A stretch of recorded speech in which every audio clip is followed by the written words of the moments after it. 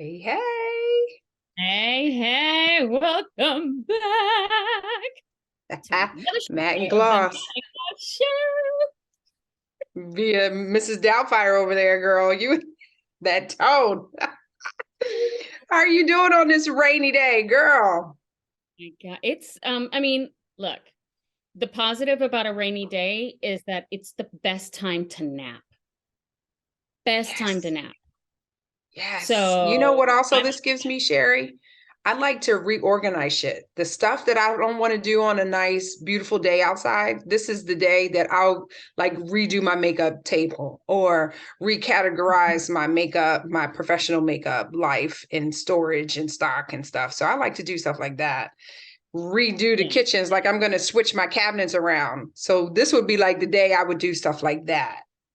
Versus Wait, you're switching your cabinets well, like move the dishes and swap the food on in the cabinets, like remove them, like one side of the cabinet fits better for food versus the dishes, and like just how you have that triangle in your kitchen, how it needs to line up. So I like to around? do Right. stuff like that. But anyway, let's get to the business, girl. Let's Peeling back the onion layers of your life in relationships. That's where mm-hmm. we're going today. That's where we're going. And Yes. I think the reason I that we decided to talk about this is because you and I were having a conversation. I asked you, "Hey, how was your weekend?" And you were Mm-hmm. like, "No, I had a weekend of uh enlightenment." There were things you said that were just like, I never thought of it that way, or I never saw it Yeah, that way. And absolutely. that's kind of pivotal. Yeah, absolutely. I want to share some time I had with my mom. So we did a pre-Thanksgiving dinner, and in that time, it was her, my mom, my daughter, and myself only, which is unusual for, holidays. We normally have a lot more people, but this time we had an opportunity to just talk and hang and just like spend time. And I think maybe because I'm getting older now that I'm starting to understand and value that time with my mom, and also realizing I've got questions that I never realized I didn't have answers to.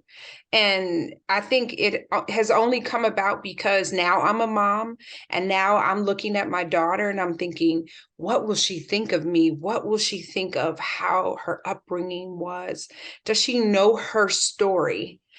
How she came into the world, what it was like when her mother had her in her belly, and what she liked to eat, all these little details that I think we don't think about in our 20s and 30s, maybe our 40s, but we don't think about that growing up. And I think now that it's all coming full circle for me, I think I'm at that peak in my life, hitting 50, starting to cherish moments with our parents and starting to look back at what we've done, the careers, your life. What was my mother like at 50 when she had two kids? I only have one. And like, so I branched out and started to ask questions that just, I think I caught her off guard. I didn't let her know that this was what I intended to do, but I didn't have an intention going into it. It just kind of organically manifested right there at the dinner table. We're sitting there, we're stuffed. We had the best food ever.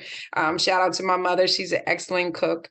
And I just started asking her questions. What was it like when you were 20, finding out you were pregnant and expecting, life to unfold in a way that, we all have our expectations on life and how we expect things to go. And so we started digging into that, and then, getting information there. It just opened up so many different doors that I'm realizing I didn't know what it was like when she was pregnant. What was labor like? Who took her to the hospital? Like, what stuff did you buy prior to going to the hospital?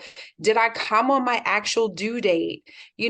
Where did you live? Where were you working? Like all of these different questions. And I just realized that my mother, she never really shared those things with me. And I think for me, and after I called her, after I got back and thanked her, I thought to myself, there needs to be a part two and possibly a part three, because there's so many more questions. And I think we need to take time and value, you know, what we've been given. And I don't think we take it seriously all the time. And also just spending time with loved ones that are older and understanding, you know, what they went through and how life was for them growing up. And I just have to thank my daughter for that, because I don't know if I would even be considering asking these questions, because now I can actually truly relate what it's like to be a single mom growing up, taking care of a child. You know, thank God I am a co-parent. I'm not doing it solely on my own, but my mother did it on her own for a while. So How I don't old know, Sherry. when your mom and your dad split? My mom was 52 when the divorce went through. So at 50, she was pretty much had made up her mind that this was it. This was the path she was going to go down. She wanted to go out on her own. She didn't want to be in the marriage anymore.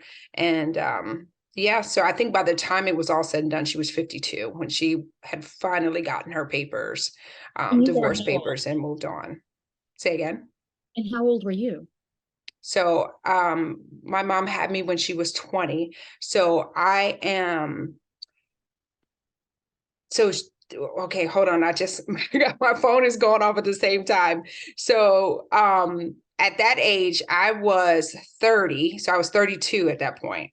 Um, right. Okay, And so so I'm my in the my teenage. life was very different, very Wow. different. Wow. Whew, very different. And at 30, I wasn't even thinking about kids. I was traveling. I was working for Estee Lauder as a national makeup artist. So I was traveling all over the country, ripping and running. And I mean, ripping and running and buying my first home, like doing all these things where my mom had already had two kids, was already divorced, you know, and just finding herself, which I'm so proud of her for doing, because after 25 years of marriage, you don't think people are just going to walk away. You just don't expect that to happen. So I'm sure my father, God rest his soul, he's passed away, was blindsided to some degree, because he knew she was unhappy, because I remember the stories and I remember hearing about the drama when I wasn't there.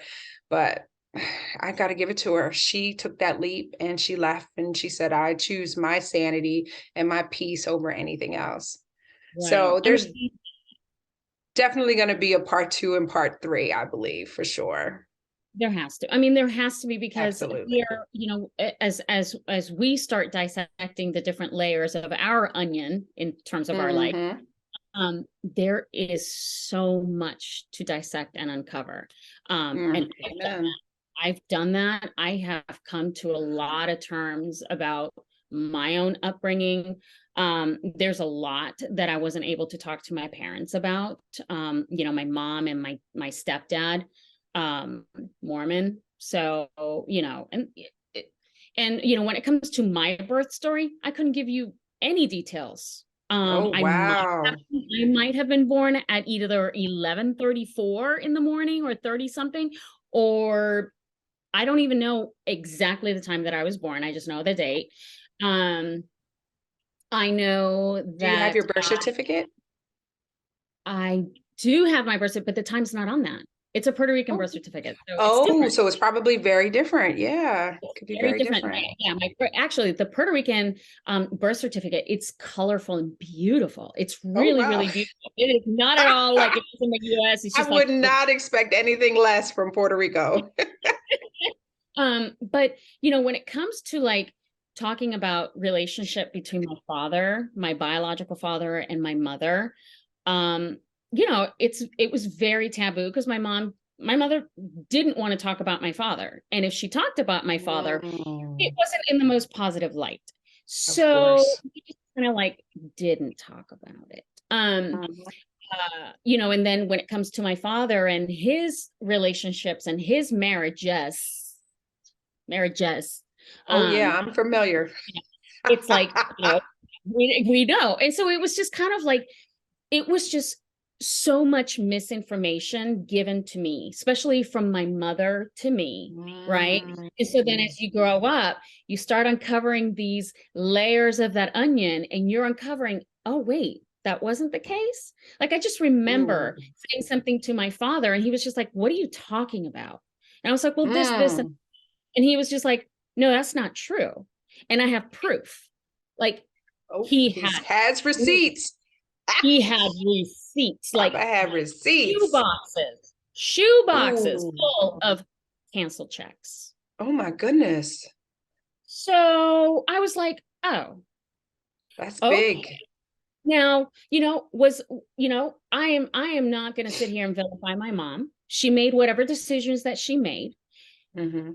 I'm an adult now, and I've learned to take these things and not let them affect my present day.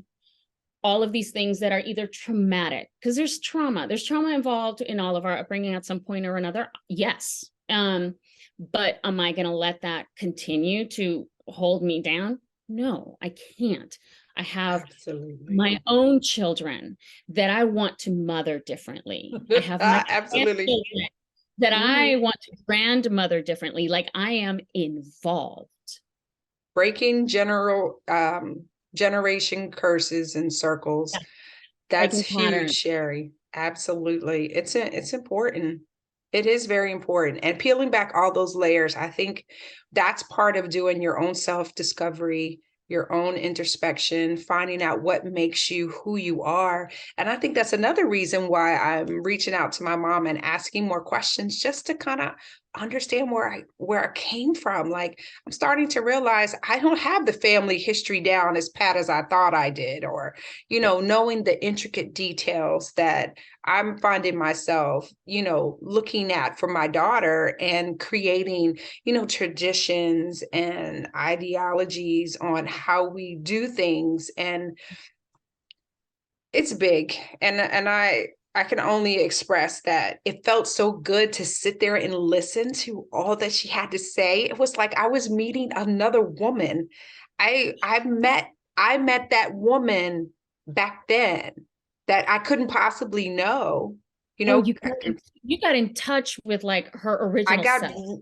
reintroduced to Barbara at 20, 25, 30. Like I tried to ask questions surrounding different events in her life to understand where she was in her mind and what she was thinking and where she was operating from, her point in which she was operating and pushing out into the world. And I mean, just as a small fact, okay, my mother was going into the roller derby when she got pregnant with me.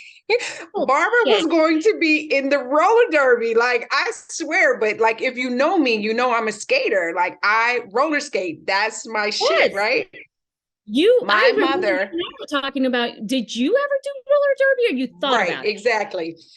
She was going to go into the roller derby. Her mother, Me. because at 20, I don't know, I have to ask, but at That's 20, she had to have her parental signature because she wasn't 21. So, but got pregnant at the same time. And my grandmother was like, well, there goes that. Now you got to go get a job. Now you got to go get a job. But like if you don't dig, if you don't take the time to ask questions, if you don't care enough to dig in deep to find out who people were, back then, and what, you're not going to learn anything. That's true. But you know what? Like, and so for me, I know that if I sat there and went back and asked my mother pivotal questions about our paths together, even about her upbringing, it would put her in a very uncomfortable situation where, I How do you don't know know. this, Sherry? Have you asked? Do you know this Oh, for sure? You have experience asking questions? I do. Really? I How do. long And it's ago did you ask her those questions, though? I've Could I've asked these questions my entire life because um, I've always tried to understand why things mhm. are the way they are. Because it wasn't like there was always so many questions about Yeah. my life, my future, my past, the Mhm. family life, like, you know, stories about my grandmother, Minerva, who I'm named after. She was Mhm. like a freaking badass woman, but she was Mhm. not a loving, all gentle and tender. Nurturing. She was no, Mm. no. Like my father and I say this all the time. My grandfather was the mother in the relationship, and my grandmother was father. And he was, and she was, Wow. like she would call and say, hey, we're going to be incommunicado for a while. I'm going out of town. Or, hey, so I'm going to jail for the next 3 months and I'll call you when I get out. Swear to God. Oh, That was my oh grandmother. wow. Oh wow. So Wow. peeling back these onion layers is legit. I Legit. agree. I And then, agree. on my mother's side, there was a lot of I thought there was a lot of emotional and verbal abuse, but not Mm, because anybody knew any better. It was this that like my grandmother, my mother's mother, her story is tragic. And so mm, how could she give this to my mother when she didn't know how to do it? Right. And so absolutely. we as people, it's like we grow up and we're children from trauma. We try to give to everyone all the things that we didn't receive. So I'm an oversharer because of that. Like, and I feel sometimes you. to my detriment. So, Right. but am I going to stop being an oversharer? No. Nah, I'm going to No. embrace it and say that's okay because I'm willing to pay this forward. Even though I didn't get these things or whatever, I know what they are. And I've learned how to like Mhm. give this because I didn't get a lot of that. My Mhm. mother was also raising 5 kids and there Phew. was just mayhem and foolishness. And there Mm. was, sleeping pills and blah, blah, blah, blah, blah. I mean, Oh it wow. was a mess. A It was a lot. mess. It was a lot to dissect and a lot to get Mm. through and figure out why. Okay. And then this is going to sound really terrible, but why am I so fucked up? Right. We're Oh trying to wow. figure out, but I'm not fucked up. But it's just like when you're thinking about it, you're like, why am I broken? Why am I not whole? Why am I, why? And it's just, okay, hold on a second. This is not about me. These are all external things. Ooh, So I ooh, need to ooh, treat ooh, that was myself, big, girl. grace and empathy. And I need to stop hurting this person inside for what somebody else did. Absolutely. It's not your baggage. It's not you. It's not yours. Absolutely. I was in my hair dresser salon yesterday, and she has a sign over her sink, and it says, "Be curious, not judgmental." Yes. And that's the one little bit of advice I would love to give to you when you ever decide to talk to your mom. And I think to ask questions in a way where you're coming off just genuinely curious about her situation. You Mhm. may get a little further, especially as she gets older and she doesn't have the fight in her so much. As we start to age, they kind of put their guard down a little bit. So maybe you can get something in there. Try to be hopeful about it because I think it could help you. I, Just understanding where she was in her life and what she was thinking and what she was doing, and not to judge the outcome of that, but just to understand where she was in her life and what was happening to her from her perspective, because there's how many sides of a story? That's what we're learning. Any, but Lots. like I said before, I have asked these questions, and so I understand where she was. I Mhm. understand why she chose my father. I get it. Mm, I understand why she fell in love with him. I mhm, understand why their relationship didn't work out. I mhm, understand why I came into the world and it was just mhm, like, oh, well, let me take this chance to maybe save it. And it mhm. didn't, it never works. So I Of was the product course. like trying to keep a marriage alive. And I'm like, great, thanks. Mm, And I'm a gotcha. girl, so I couldn't save it. I'm Ah, a girl. oh, If it were stop it. another boy, maybe. No, but so it's just one of Stop those it. things like you don't know. But I do know why my mother did the things that she did. I do. Mhm, I absolutely do. Um, but to be able to have her continue to talk to me about her feelings is something she's not going to do, because at any point that you talk about your feelings that way, then you're vulnerable, and she will never make herself mm. Oh, will never wow. make herself vulnerable, because vulnerability Wow. takes, and I don't think she's brave enough to be vulnerable and say, these are the things that I am sorry for. These are Mm, the things that I regret. I Well, can't change can it. I can I can I interrupt you on that? Yeah. Maybe not ask for apologies or No, no, no, regrets. no, no. I'm not asking for apologies. Oh, It's not okay. about Okay. asking for apologies. It is about, like, for me, it's about realization. Oh, shoot. Like for my own children. Oh, shoot. My bad. My bad. I, Nothing wrong with that. I did not mean to do that, and I apologize. And how can I help you fix, amend? Like, Mhm. they're not asking me for an apology. I'm choosing to give them an Good. apology for my role in whatever Mm, has brought them pain, whatever has brought mhm. them, anything negative. Absolutely. Absolutely. I recently got an apology from my mother, and let me tell you, when when it happened, I didn't realize the benefits of it. I didn't feel it when it happened. I think I was probably in shock that it happened, and it almost kind of flew over my head. And then, weeks later, and I mean weeks later, till it sets in, and when I recall the conversation that uh she actually apologized for that. And I needed that apology so long ago that I thought, and this is the point. I thought I needed that apology so long ago.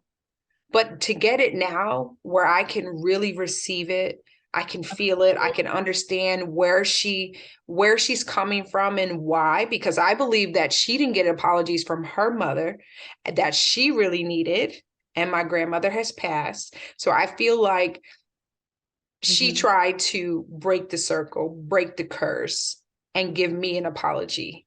And I love her dearly for that. And that is one thing I will never forget, because I think, we grew up in a time where they didn't apologize. It is what it is. You deal with it. That's life. You move on. Like I had to, that was the statement. So I feel like apologizing to your kids for anything that they feel that you have wronged them is huge on our part with this generation, our generation that we're in. So I plan to do that a lot more. I have no issues apologizing to Bella. Have no hesitation to say, honey, I'm sorry. Mommy just didn't have the patience at that moment. And I'm going to work on that, because that's teaching them to do the same thing so that they operate from that place as well. Absolutely, absolutely. But it's also, for me, it's showing people that the things that I am saying to you do not come from a place of malice. There's no malice behind. Absolutely. Like you've looked at me and you're like, what are you doing? What are you doing? And I'm just like, what do you mean? You're like, What are you talking this about? I'm just like, oh, my bad. Okay, got it. And it doesn't come from malice. It comes from a place of absolute love and Right. and And trust. and That we trust. trust each other, that we're not operating from a negative place. And I think my mom now is at a point where she's able to trust me and I'm able to trust her, which sounds so crazy coming out of my mouth. But I think this is what happens when you get older and you spend time with them and you get to know them on a deeper level than just knowing them as your mom and what they did to you and how they brought you up. So Yeah, yeah, yeah. this is, I'm still struggling with that, because it's like yeah. I have to put myself on, like, when I go and I see my mother, I have to put myself on a time limit, because I Absolutely. know that after 2 hours, You're the tapped. communication will start breaking down. And it's not going to start Yes. breaking down for no other reason than she is and I am on our best behaviors. And And there's that can only a last but for so limit. long. Right. And so what I have done in the past is, like, I'm spending time with my parents or a family member, and then the moment things get a little tense, or the air has shifted, I just Mm, very kindly say, all right, cool, I gotta go. That's the bell ringer. I'll right. see you next time, and move on, and leave, and just walk away from that in the positive, that it's still on, that That's slow healthy, Sherry. That's called setting boundaries. That's setting boundaries. adulting. That is what you need to do for yourself. Very No, good. I know. Very Thank you. good. Thank you. Very Again, good. Very peel good. back the layers and getting into Absolutely. that deep uh part of myself, that it's kind of like, Mhm. oh, wait a minute. Okay. All right. just because I experienced this doesn't mean that I have to wallow in it. Amen. Acknowledge it Amen. and move on. Do not give it power. Do not give it power. And so that takeaway is that when we carry it with us and we operate from that bag, from that purse, then we're validating it and we're giving it energy and we're calling those same things to us because Right. we're putting it out there into the universe. So acknowledge it, forgive yourself. That's And another one. And let it go. move the fuck on and let it go because it's not yours. That's another piece. That's another thing. I think we carry shit that's not ours. And we got to learn to let that shit go for real. Yeah. Because then we're going to hurt people we really care about, i.e., our kids, our grandchildren. So it's important. Which we all have done. Which we all have done. And when I do it, I mean, I'm telling you, I've done it, and I have self-sabotaged. I have done it, and it's just like, ooh, okay. Doesn't feel good. Yeah, it doesn't feel good. Terrible. It feels absolutely terrible. But but it's like Now good you things know. happen to people, and everybody's like, woohoo, yeah, I deserve it. I deserve it. And then negative things happen, and people are just like, but why me? But why not you? Why would you wish this on somebody else? So, okay, this happened to me. All Learn right, from I it. acknowledge it. Now I got to learn from it, and I got to move on. But I can't give that power away. Can't hang I on have to it. to hang on to it. So Absolutely. it's an everyday. It's an everyday thing. Every moment. Absolutely. I agree. So I think we should do this peel back the onion layer on regularly because there's lots in life that we're starting to realize are affecting who we are currently from our past and our history and the Right. life learning lessons, right? So I definitely think we should do From this again. relationships with my siblings to relationships with my parents to Yep. relationships with like so I have a daughter from a previous relationship, and then I have my husband and the two boys from him. It's like, Oh, that's the next episode. it's a whole other layer, and Oh, it's yeah. like, so yeah. Absolutely. We'll do that. We'll do that. We're going to do that one again. We're going to do one similar because, my child's story, my daughter's story is a story. So we should do that. Blended families. It is the wave of the future. Very real. It is. I agree with that. And yeah, I think that this should be a definite, like, Ongoing. Peeling Onion, series 2, series 3, Absolutely. and let's just keep it going. Keep it going. Great. Awesome. Well, this was good. It was good to see you, babe. It's always good to spend time on these deep issues. I think we do our own therapy together in this, so we have to. And so what I'd like to do is invite all of you that are taking a moment and hearing whatever the fuck is coming out of our mouths and like engage. Let us know, because we're not alone in this. We are not alone, and we got a community of tentacles that we lift each other up and build each other. Absolutely. All right, everybody. Thank you for tuning in. Matt and Gloss. Happy holidays. Take care.